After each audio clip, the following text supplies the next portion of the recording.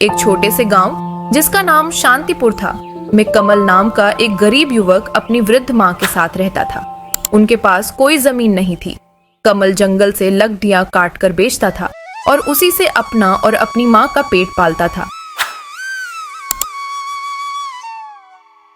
बेटा जल्दी उठ जा, सूरज निकल आया है। जंगल जाने में देर करेगा तो शाम तक लकड़ी काट कर लौटना मुश्किल हो जाएगा। हाँ माँ, मैं अभी निकलता हूँ, तू चिंता मत कर। आज ज्यादा लकड़ियां लाने की कोशिश करूंगा ताकि 2 दिन का खर्च निकल जाए। कमल अपनी कुल्हाड़ी उठाता है और झोपड़ी से बाहर निकल पड़ता है। जैसे ही वह जंगल की ओर जा रहा था, उसे रास्ते में गांव का अमीर आदमी धनीराम मिल जाता है। अरे कमल, सुबह सुबह कहाँ जा रहा है? प्रणाम धनीराम जी, जंगल जा रहा हूँ लकड़ी काटने। माँ के लिए खाने का इंतजाम करना है ना, बस वही करने निकल पड़ा। तू भी अजीब आदमी है कमल, ना जमीन है ना खेत, बस यही जंगल की लकड़ियों से पेट पालता है। भगवान ने जो दिया है उसी में जी रहा हूँ। बात तो ठीक कहता है तू। अच्छा सुन, मुझे अपनी हवेली के लिए कुछ लकड़ियों की जरूरत पड़ेगी, क्या तू ला सकेगा? क्यों नहीं धनीराम जी, अगर आपको लकड़ी चाहिए तो मैं पहुंचा दूंगा। बस बता दीजिए कितनी चाहिए और कब तक। अच्छा, तो कल से ही लकड़ी मेरे गोदाम में पहुंचाना शुरू कर, दाम अच्छा दूंगा। अगर तेरा काम ठीक रहा तो आगे भी तुझसे ही काम लूंगा। धन्यवाद धनीराम जी, मैं अपनी पूरी मेहनत लगा दूंगा।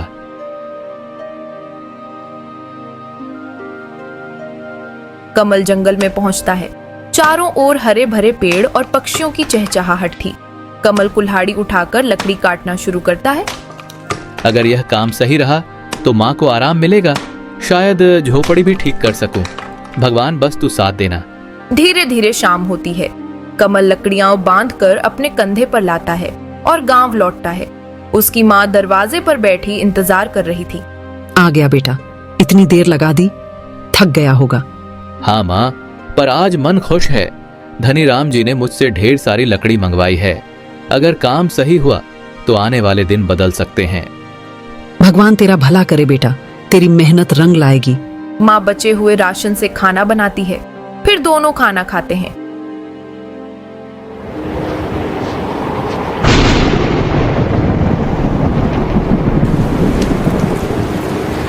शाम का समय था। आसमान पर काले बादल छा जाते हैं। तेज हवाएं चलने लगती हैं। अचानक मूसलाधार बारिश शुरू हो जाती है। गांव की कच्ची सड़कें कीचड़ से भर जाती हैं। झोपड़ी के अंदर कमल की वृद्ध माँ खाट पर लेटी थी। बारिश में चल रही ठंडी हवा से माँ को तेज बुखार हो गया था। अरे माँ, ये क्या हो गया? तेरा शरीर तो तपा हुआ है। तू बिल्कुल चिंता मत कर, मैं अभी तेरे लिए दवा लेकर आता हूँ।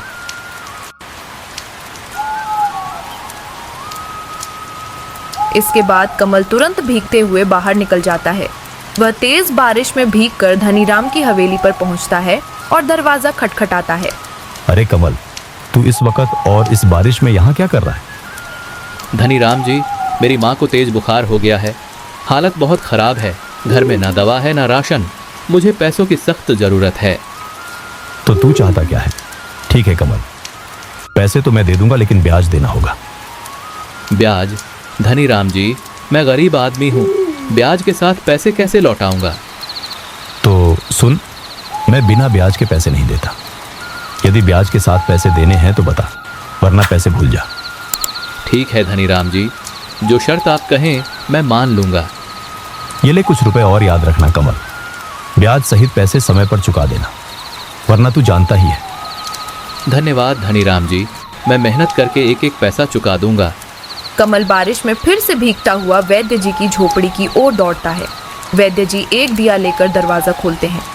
अरे कमल, इस तूफानी बारिश में यहाँ क्या कर रहा है? सब ठीक तो है? वैद्य जी, मेरी माँ को तेज बुखार हो गया है, कृपा करके कुछ दवा दे दीजिए। ओह ठीक है, रुक, मैं अभी जड़ी बूटियां तैयार करता हूँ। वैद्य जी जल्दी से एक छोटी थैली में दवा भरकर कमल को देते हैं। ये दवा हर 3 घंटे में देना, माँ को आराम मिलेगा। धन्यवाद वैद्य जी। कमल पैसे देकर झोपड़ी की ओर लौटता है। माँ देखो, वैद्य जी से दवा ले आया हूँ, ये लो, अभी खा लो। कमल माँ को दवा खिलाता है और पानी पिलाता है। कुछ देर बाद माँ का पसीना छूटता है। अरे अब थोड़ा आराम लग रहा है बेटा। भगवान का शुक्र है माँ, तू जल्दी ठीक हो जाएगी। अगली सुबह माँ कुछ बेहतर महसूस कर रही थी। कमल थका हुआ पास बैठा था। कमल बेटा, एक बात पूछूं, ये दवा और खर्च के लिए पैसे तू कहाँ से लाया? माँ, कल रात मैं धनीराम जी के पास गया था, उनसे उधार लिया है, मगर सेठ ने ब्याज की शर्त रखी है। ओह बेटा, ब्याज वाला पैसा गरीब आदमी को और गरीब बना देता है। हमें सोच समझ कर कदम रखना होगा। हाँ माँ, लेकिन उस समय और कोई रास्ता ही नहीं था। माँ कुछ देर सोचती है। कमल, क्यों ना तू इन बचे हुए पैसों से समोसा बनाकर बेचने लगे? देख, इस बरसात में लकड़ी सुखाना और बेचना मुश्किल होगा, पर गर्मागर्म समोसा लोग खुशी से खरीदेंगे। अरे माँ, ये तो बहुत अच्छा सुझाव है। अगर काम चल पड़ा तो हम धीरे धीरे सेठ का कर्ज भी चुका देंगे। हाँ बेटा, मेहनत ईमानदारी से करोगे तो भगवान जरूर साथ देगा। इसके बाद कमल कुछ पैसे लेकर गांव की किराना दुकान पर पहुंचता है। नमस्कार लाला जी, मुझे आटा, तेल, हरी मिर्च, धनिया और मसाले चाहिए। समोसा बनाने का सामान दे दीजिए। अरे कमल, तू लकड़ी का काम छोड़ अब समोसा बनाएगा? वाह रे किस्मत। ठीक है कमल। हाँ लाला जी, वक्त के अनुसार रास्ता बदलना ही पड़ता है। मेहनत करूंगा, सब ठीक होगा। दुकानदार सामान तौलकर थैली में रख देता है। कमल पैसे चुका देता है और घर की ओर लौट पड़ता है। उसकी माँ पहले से तैयार बैठी थी। माँ, सारा सामान ले आया हूँ, अब काम शुरू करें। दोनों मिलकर समोसा बनाते हैं। झोपड़ी में कचौड़ियों की खुशबू फैल जाती है। कमल, ये तो बहुत अच्छी बन रही हैं। इन्हें बेचने ले जा और ईमानदारी से मेहनत कर। हाँ माँ, आज से हमारी नई शुरुआत होगी। कमल समोसा एक टोकरी में रखता है और सिर पर उठाकर बाजार की ओर निकल पड़ता है। बाजार में लोगों की भीड़ थी। कमल सड़क के किनारे एक साफ जगह पर टोकरी रखता है और ऊंची आवाज में समोसा बेचना शुरू करता है। गर्मा गर्म समोसा, ताजी और स्वादिष्ट समोसा। कुछ लोग उसके आसपास रुककर देखते हैं, पर समोसा नहीं खरीदते। पास ही एक और ठेला लगा था, जहां पहले से समोसा बिक रही थी। उस ठेले का मालिक था नटवर, जो वर्षों से बाजार में समोसा बेचता आ रहा था। अरे ये क्या, ये कमल लकड़हारा ये समोसा बेचेगा और वो भी मेरे सामने? इसकी इतनी हिम्मत। ठीक है, अब देखता हूं कि यह कैसे समोसा बेचता है। इसे सबक सिखाना ही पड़ेगा। कमल ग्राहकों को बुलाने में व्यस्त था। उसे नटवर की चालाकी का अंदाजा नहीं था। ताजी और स्वादिष्ट समोसा, ले लो भाई, ले लो। तभी दो आदमी उसके पास आते हैं। अरे कमल, तू लकड़हारा था ना, अब समोसा बेच रहा है? हाँ भाई, करना पड़ता है। पेट पालने के लिए मेहनत करनी ही पड़ती है। चल ठीक है, जरा हमको भी समोसा खिला। देख तेरी समोसा कैसी है। कमल खुशी से तुरंत 2 समोसा निकालकर उन्हें देता है। दोनों आदमी एक एक निवाला खाते हैं। अचानक वे चेहरे बिगाड़ लेते हैं और समोसा जमीन पर फेंक देते हैं। अरे ये क्या बनाया है, बिल्कुल बेस्वाद। ना नमक है ना मसाले का स्वाद। ये समोसा खाने लायक ही नहीं है। कमल, तुझे किसने समोसा बनाना सिखाया? एकदम बकवास है ये। ऐसे तो कोई ग्राहक तेरे पास नहीं आएगा। लोग यह देख हंसने लगते हैं। कमल का चेहरा उतर जाता है। उसकी आंखों में आंसू भर आते हैं। हे भगवान, इतनी उम्मीद से काम शुरू किया था, क्या सच में मैं समोसा बेचने लायक नहीं हूँ? पास खड़ा नटवर यह दृश्य देखकर मन ही मन मुस्कुराता है। हाँ, यही होता है जब कोई मेरे सामने समोसा बेचने की कोशिश करता है। अब देखता हूँ ये कमल कितने दिन टिकता है। अरे भाइयों, क्यों उन बेस्वाद कचौड़ियों के चक्कर में पड़े हो? आओ मेरे पास आओ, यहाँ गर्मा गर्म चटपटी और मजेदार समोसा मिलेगी। दोनों आदमी नटवर के ठेले की ओर बढ़ते हैं। आसपास खड़े अन्य ग्राहक भी नटवर के पास जाने लगते हैं। हाँ भाई, नटवर की समोसा तो हमेशा लजीज होती है, चलो वहीं खाते हैं। धीरे धीरे सभी लोग नटवर के ठेले पर जुट जाते हैं। कमल अकेला सड़क किनारे अपनी टोकरी लिए रह जाता है। लगता है आज कोई भी मेरी समोसा नहीं खरीदेगा। कमल निराश मन से अपनी टोकरी उठाता है और भीगी आंखों के साथ घर लौट आता है। झोपड़ी के दरवाजे पर उसकी माँ इंतजार कर रही होती है। क्या हुआ बेटा, समोसा बिकी नहीं क्या? माँ, बाजार में सबने मेरी समोसा बेस्वाद कहकर फेंक दी। किसी ने पसंद नहीं की और सारे पैसे भी इसमें लग गए। अब धनीराम जी का कर्ज कैसे चुकाएंगे? बेटा चिंता मत कर, हर नया काम शुरुआत में कठिन होता है। भगवान तेरे लिए कोई ना कोई रास्ता जरूर निकालेंगे। वे दोनों बात कर ही रहे थे, तभी बाहर से आवाज आती है। दरवाजे पर धनीराम अपने 2 आदमियों के साथ खड़ा था। अरे कमल, कहाँ है तू? बाहर आ, आज हिसाब करना है। माँ, यह तो धनीराम जी हैं। लगता है पैसे वसूलने आए हैं। हिम्मत रख बेटा, सच बोलना, भगवान सब देख रहे हैं। कमल अपनी माँ के साथ बाहर आता है। धनीराम अपनी मूंछों पर ताव देते हुए खड़ा था। धनीराम जी, मुझे पता है कि आप पैसे लेने आए हैं, मगर क्षमा कीजिए, अभी मेरे पास कुछ भी नहीं है। मैंने आपसे जो रुपए लिए थे वो सब समोसा के काम में लगा दिए। अभी काम अच्छा नहीं चल रहा, लेकिन जैसे ही काम संभल जाएगा मैं आपके पैसे चुका दूंगा। यह सुन धनीराम भौहें चढ़ाता है और ऊंची आवाज में बोलता है। अरे मुझे बेवकूफ मत बना। तेरे समोसा का क्या भरोसा, बिकी या ना बिकी। मैं यहाँ हाथ पर हाथ धरे कब तक बैठा रहूं? मैंने तुझे उधार पैसे दिए थे, कोई मजाक नहीं किया था। कमल सिर झुका लेता है। उसकी माँ की आंखों में भी आंसू भर आते हैं। सुन ले कमल, आज से ये घर मेरा है। जब तेरे पास पैसे हों तब आकर इसे छुड़ा लेना। अभी के अभी अपना सामान बाहर निकालो। धनीराम के दोनों आदमी आगे बढ़कर झोपड़ी के अंदर घुसते हैं। वे बर्तन, कपड़े और चटाई उठाकर बाहर फेंकना शुरू कर देते हैं। धनीराम जी, ऐसा मत कीजिए। मेरी बूढ़ी माँ कहाँ जाएगी? बेटा सब्र रख, भगवान सब देख रहे हैं। आसपास के कुछ गांव वाले यह दृश्य देखकर इकट्ठा होने लगते हैं, पर कोई भी धनीराम के डर से आगे नहीं आता। कमल और उसकी माँ अपना सामान उठाकर गांव से बाहर निकलते हैं। चलते चलते वे नदी किनारे पहुंचते हैं। नदी के किनारे पर घास और पेड़ पौधे थे। बेटा अब हम कहाँ रहेंगे? माँ, जब तक भगवान साथ हैं हम भूखे प्यासे नहीं मरेंगे। यही नदी किनारे एक छोटी सी झोपड़ी बना लेंगे। इसके बाद कमल कुछ लकड़ियां और पत्ते इकट्ठा करता है। माँ उसकी मदद करती है। धीरे धीरे दोनों एक छोटी सी कच्ची झोपड़ी बना लेते हैं।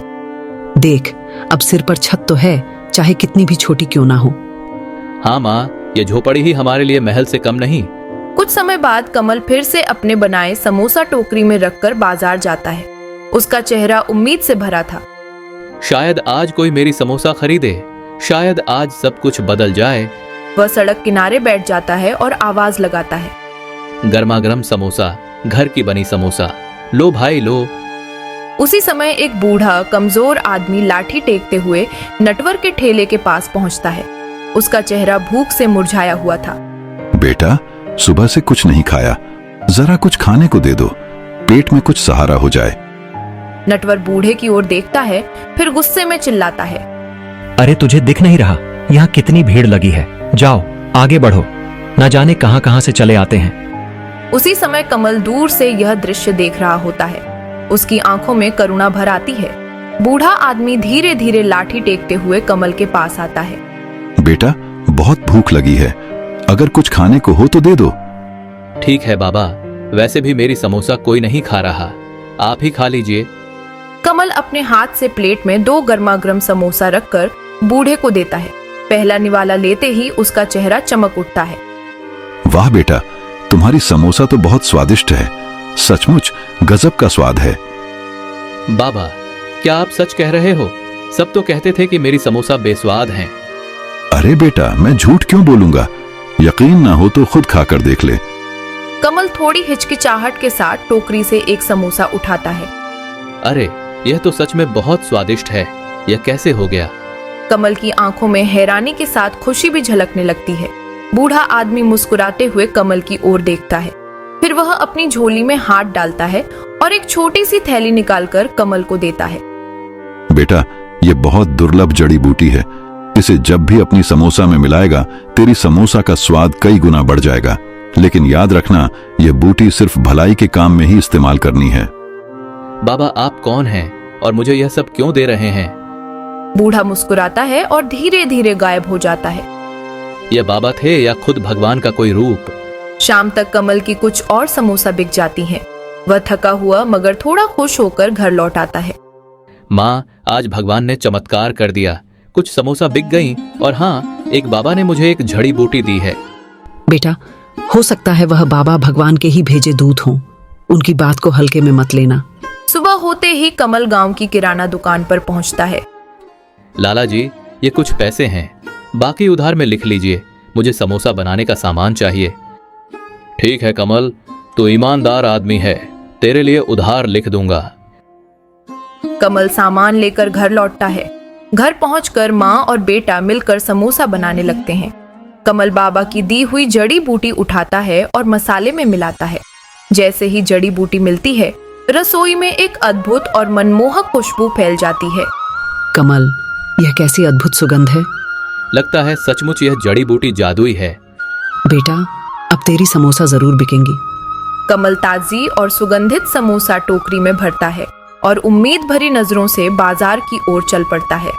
बाजार पहुंचते ही समोसा की महक चारों ओर फैलने लगती है और लोग उसकी ओर मुड़कर देखने लगते हैं। तभी दो आदमी उस उत्साह से कमल की ओर बढ़ते हैं। अरे भाई, क्या डाला है समोसा में? खुशबू तो बड़ी लाजवाब आ रही है। हाँ भाई, जल्दी खिलाओ, रुका ही नहीं जा रहा। कमल मुस्कुराते हुए उन्हें गर्मागर्म समोसा परोसता है। दोनों आदमी समोसा लेते हैं।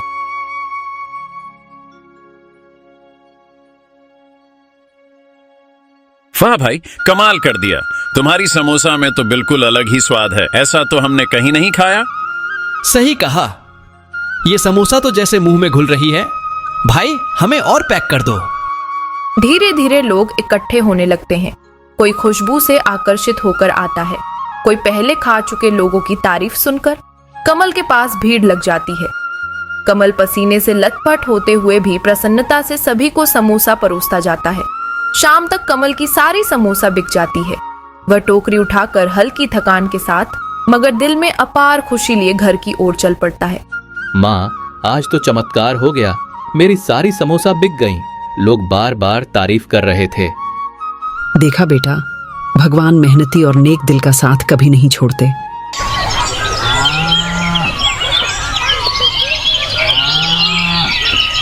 अगली सुबह का बाजार। सुबह सुबह कमल टोकरी में ताजी समोसा लेकर बाजार पहुंचता है। समोसा में बाबा की दी हुई जड़ी बूटी मिलाता है।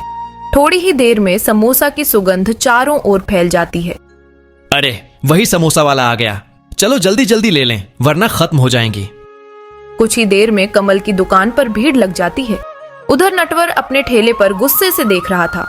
उसके ठेले पर एक भी ग्राहक नहीं था। यह लकड़हारा कहां से समोसा वाला बन गया और ऊपर से सब लोग इसके ठेले पर टूट पड़ते हैं।